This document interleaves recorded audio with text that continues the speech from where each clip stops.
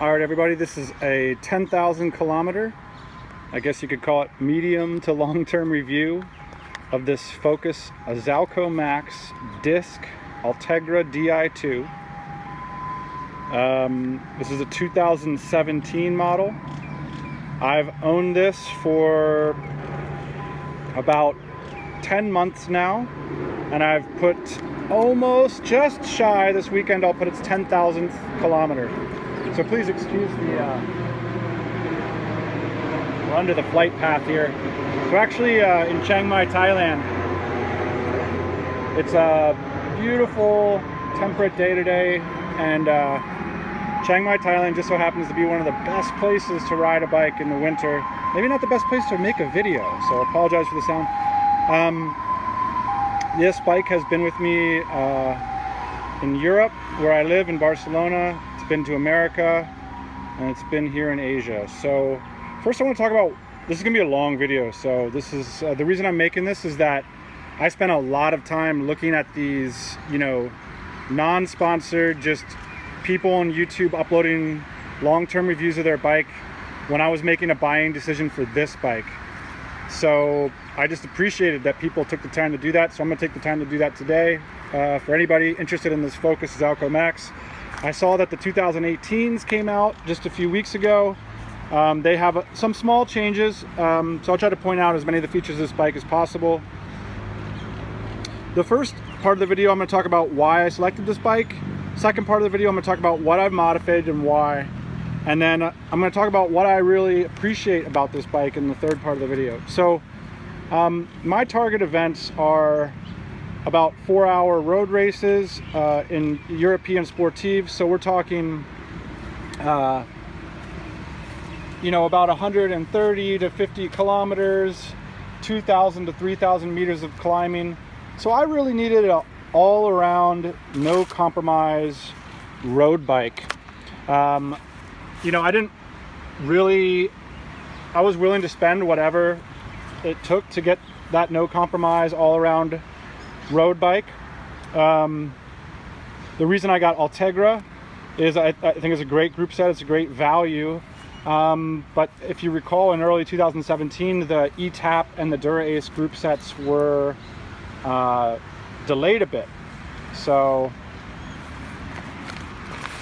speaking of group sets, I've come off the bike one time, and you can see here I had a spill actually just last week, and the bike got off really, I got really lucky. It just here on the back through axle got a little bit. So yeah, the main thing for me is I wanted discs. As a relatively new road cyclist, I've only been riding for 3 years. The whole like discs versus rim brake thing like never made any sense to me. Like when people say, oh yeah, it's only good for the wet or something, I'm just thinking to myself, have you ever ridden a disc brake bike? I mean, for me, particularly living in Barcelona, riding here in Chiang Mai, I mean, you just get so much more modulation, power, safety. It's just, you know, I heard someone say, I don't want drum brakes on my Ferrari, and for me, that's definitely the case. Like if I'm gonna buy a dream bike, which I think, you know, this is definitely a dream bike for me, I don't want it to have rim brakes. So for me, that no compromise all-arounder, absolutely must have discs. And I didn't really have much, I just wanted to get the top end group set, and so this was the top end group set that was available at the time. So let's go into some of the things I've modified. This came with the Physique saddle, I believe the Antares model. I just couldn't get down with that. You know, my style of riding is generally I'm in the saddle for 3 hours plus on every ride. I'm not a crit rider, I'm not just going out to get workouts or whatever. I'm going on some long rides, so for some reason that saddle didn't play well for me, so I use this this Pro Logo saddle here. These Zip 303s, all-arounder aero wheels, good for climbing and on the flats. These were wheels that I had before this bike, and that was a big consideration when I was shopping for bikes, is for disc bikes.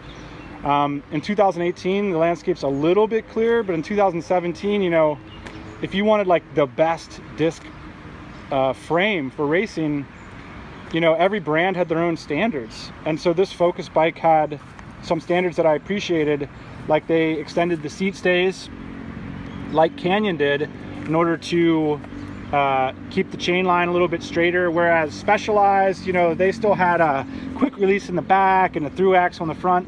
This bike features 2 through axles of the same size. I believe it's been a while since I've checked. I think they're the 12 millimeter. That was a standard that that was my guess, is that's the standard that's going to stick around for a little while. One of the things that Focus did was they shipped this bike with a smaller rear rotor than a front one, and I added a spacer here to put the larger rotor on the back.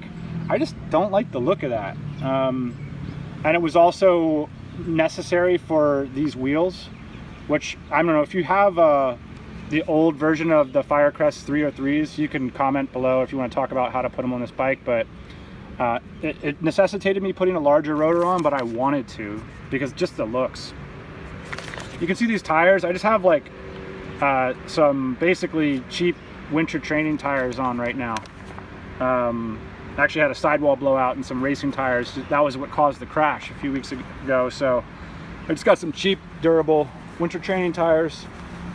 For the racing season, I'll replace those with Specialized turbos, or the S-Works turbos.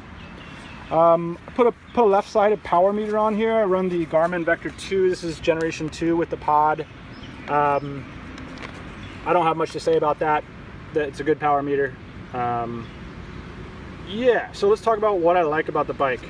So, you know, one of the things about this Focus design is that more or less they're using standard components. I've had Specialized bikes before, and sometimes like when you're traveling here in Thailand, you take them into a bike shop and they just look at you like, I can't even take out your bottom bracket because you have a weird thing. And you know, the new Canyon disc brakes, they have a proprietary headset, and this bike is like pretty old school, which I like about it. And the exception to that is these, they call them rapid access, I don't even know what it's called, RAT.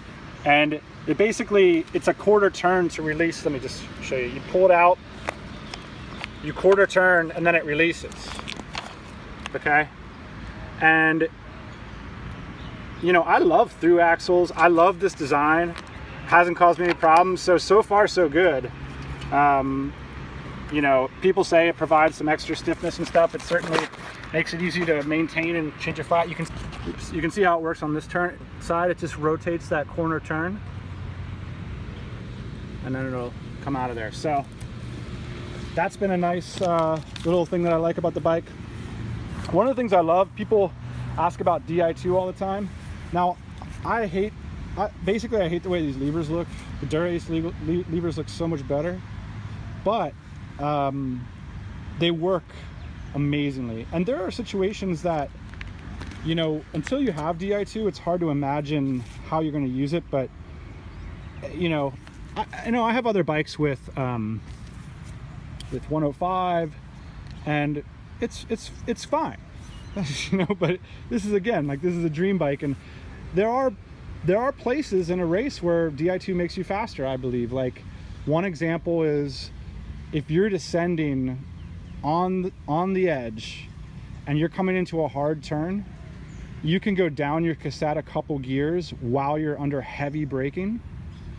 And that's just like one example where Di2 can make you just that much more comfortable, safe, and faster on the bike. So yeah, man, I absolutely just love Di2. I rarely have to charge it. You can see I'm at a full charge right now, and fully manual shifting. This has like synchro shift and stuff, but for me, Di2 is amazing. Also, discs. You know, this is obviously a bit of a conversation starter of a bike. People are always asking how I like the discs and things, and for me, it's you know, it's absolutely a non-negotiable at this point. I love the looks of this bike. You know, I think the rear triangle looks so clean. I love the old school aesthetic. It's got a really thin paint job, so you can sort of see some of the carbon work, some of the seals.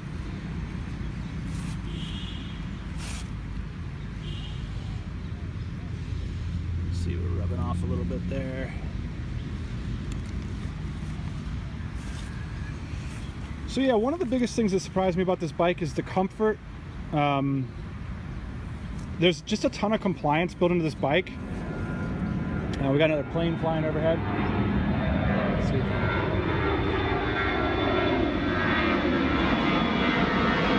Not much of a videographer.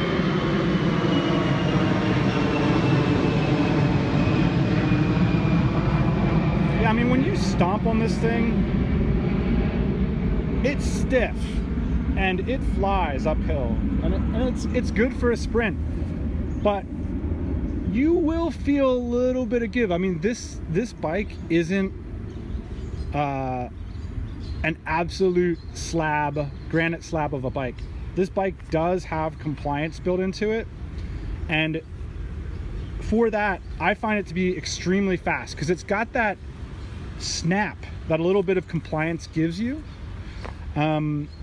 It's got a great aggressive geometry, so you're in an aero position, yet you have a lot of compliance. So look, I have endurance geometry bikes, but I'd much prefer to take this bike on a 250 kilometer ride because not only is it a comfortable bike, but it's putting me in a more aero position on the bike. So ultimately, and you can climb a lot easier with this bike, so ultimately, if I'm looking for comfort on a long, like odd-axe ride, this is the bike I'm taking.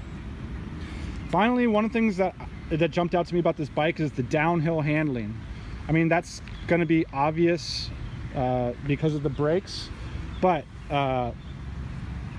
just the position, the body geometry on the bike, you know, none of that compliance. You're feeling that on the steering inputs when you're going downhill. And again, I live in mountainous areas, so it's really easy for me to pick out like a bike that can descend and one that doesn't. And so this bike is just an exceptionally handling, comfortable bike. And I took a bit of a risk when I ordered it because I did order it before I had ridden it. I bought this bike off of a spec sheet because, again, I wanted to buy a disc super bike that was going to last me a few years, that I wasn't going to be worried about